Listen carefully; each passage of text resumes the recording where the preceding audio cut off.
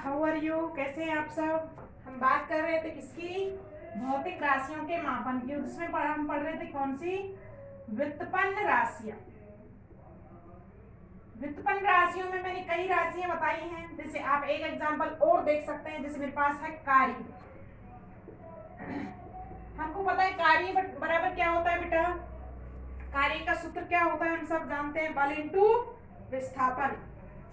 कार्य बराबर बल इंटू विस्थापन।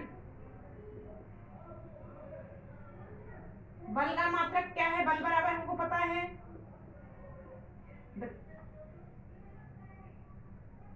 द्रव्यमान गुणा त्वरण, और विस्थापन आपका क्या हो जाएगा, दूरी, तो इसको किसमें मापेंगे, एल में। द्रव्यमान का मात्रक क्या हो जाएगा बेटा, किलोग्राम। त्वरण का मात्रक हो जाएगा मीटर सेकंड इनवर्स, और इसका मात्रक क्या हो जाएगा आपका मीटर। तो क्या हो जाएगा बेटा, KG metre square second square क्या हो जाएगा आपके पास, कार्य का एसआई मात्रक। तो हमने बहुत सारे व्युत्पन्न राशियों की मात्रक की बात की है। इसके बाद हम देखो नेक्स्ट बात करते हैं किसकी, तापक्रम।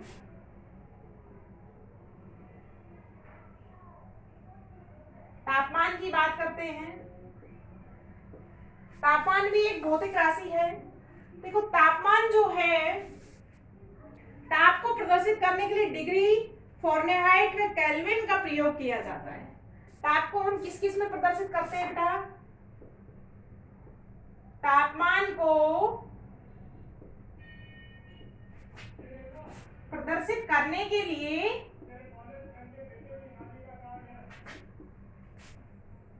डिग्री,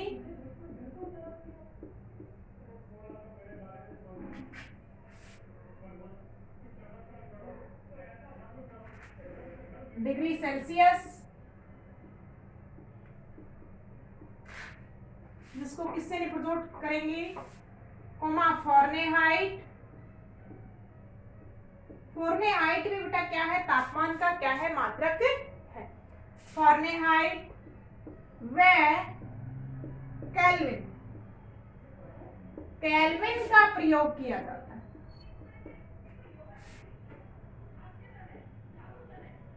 केल्विन का प्रयोग किया जाता है।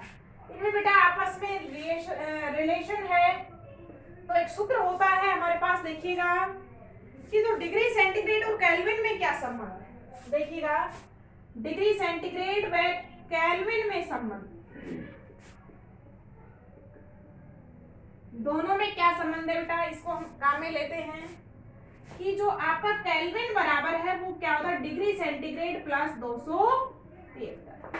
तो ये फॉर्मूला हमको लर्न करना है कि आपको तापमान को डिग्री सेंटीग्रेड में को अगर केल्विन में बदलना है तो डिग्री सेंटीग्रेड में क्या कर देंगे, 273 हम प्लस कर देते हैं। इसके अलावा दूसरा संबंध है फ़ारेनहाइट व डिग्री सेंटीग्रेड में। फ़ारेनहाइट व डिग्री सेंटीग्रेड में संबंध है।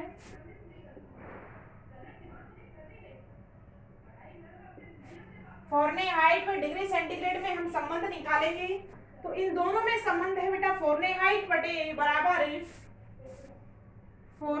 बराबर 9/5 डिग्री सेंटीग्रेड प्लस 30।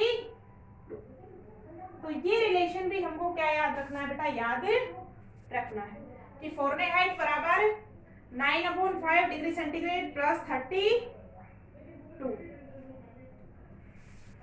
इसमें बेटा 273 भी ले लेते हैं हम, या 273.15 भी ले लेते हैं। अब एक क्वेश्चन है हमारे पास, क्वेश्चन है जैसे 27 डिग्री सेंटीग्रेड को केल्विन में बदलिए।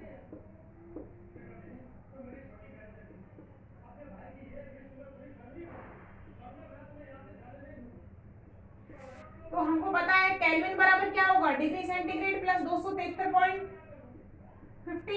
तो हम जब क्वेश्चन करते हैं तो सिर्फ 273 ही क्या काम में लेते हैं। तो केल्विन बराबर 27 प्लस 273 कितना हो जाएगा,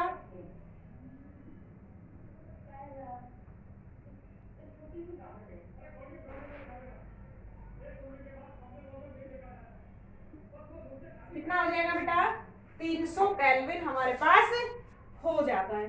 तो इस तरीके से हम क्या ले लेते हैं, काम में ले लेते हैं किसको, इन सभी फॉर्मूलाज को। डिग्री सेंटीग्रेड को आप केल्विन में बदल सकते हैं।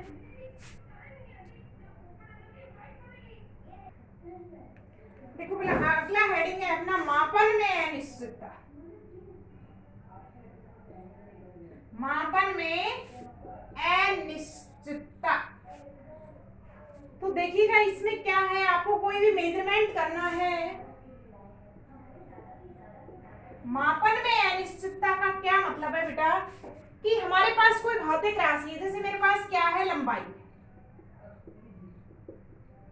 ध्यान से सुनना, मापन में अनिश्चितता क्या मतलब क्या है, मेरे पास जैसे भौतिक राशि है लंबाई, मुझे लंबाई मेजर करना है। तो अनिश्चितता का मतलब है कि जब आपके पास कोई ऑब्जेक्ट है, मान लो मेरे पास एक ये लाइन सेगमेंट है, किसी इस ऑब्जेक्ट को जब आप मेजर करते हैं अलग अलग डिफरेंट स्केल से, तो क्या है, अलग अलग माप आते हैं, हल्का सा उनमें क्या आता है, वेरिएशन आता है। तो इस मापन में जो आपका वेरिएशन आता है, इसको क्या कहेंगे, मापन में अनिश्चित। जैसे हमारे पास ये एक लंबाई का सेगमेंट है, इसको अगर मैं किससे, सामान्य स्केल से मापती हूँ, किससे बेटा, अगर मैंने मापा इसे सामान्य स्केल द्वारा, जो हम स्केल काम में लेते हैं वो स्केल होता है हमारा सामान्य स्केल, तो इसकी लंबाई मान लो आती है 3.5 मीटर। सामान्य स्केल से मापने पर कितनी आई, 3.5 मीटर। इसी को अगर मैं वर्नियर कैलिपर स्केल से मापती हूँ, एक स्केल होता है कौन सा, वर्नियर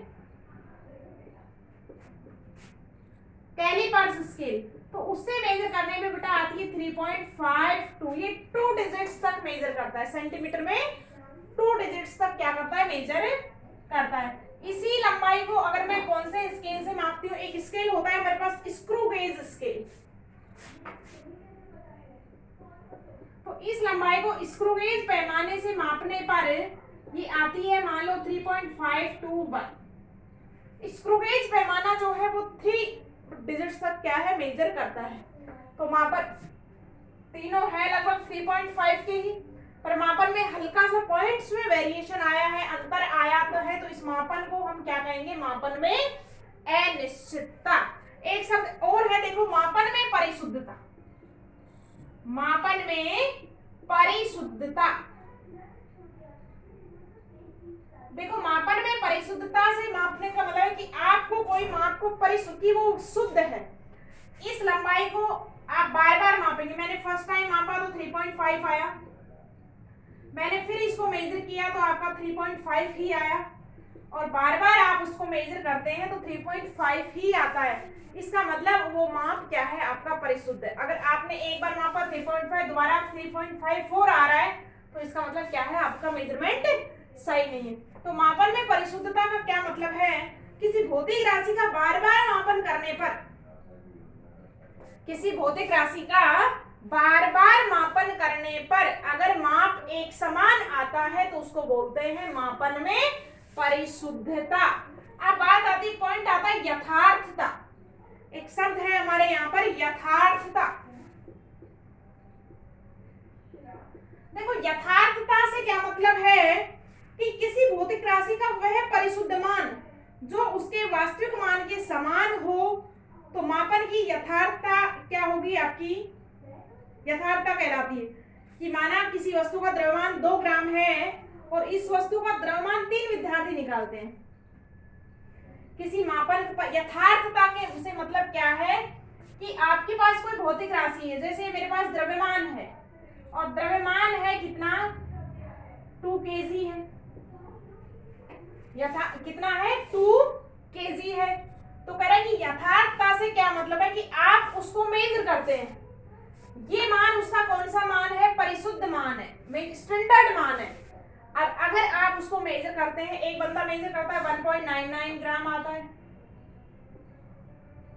एक करता है 2 किलो ही आता है, एक करता है 1.98 आता है। तो कहने का मतलब परिशुद्ध मान के जितना नियर बाई होगा, वस्तु है कितने की, स्टैंडर्ड कितना है 2 किलो, और आप उसको मेजर करते हैं तो इधर उधर करेंगे थोड़ा, वो जो चीज है वो क्या कहलाती है बेटा, मापन में यथार्थता कहलाती है।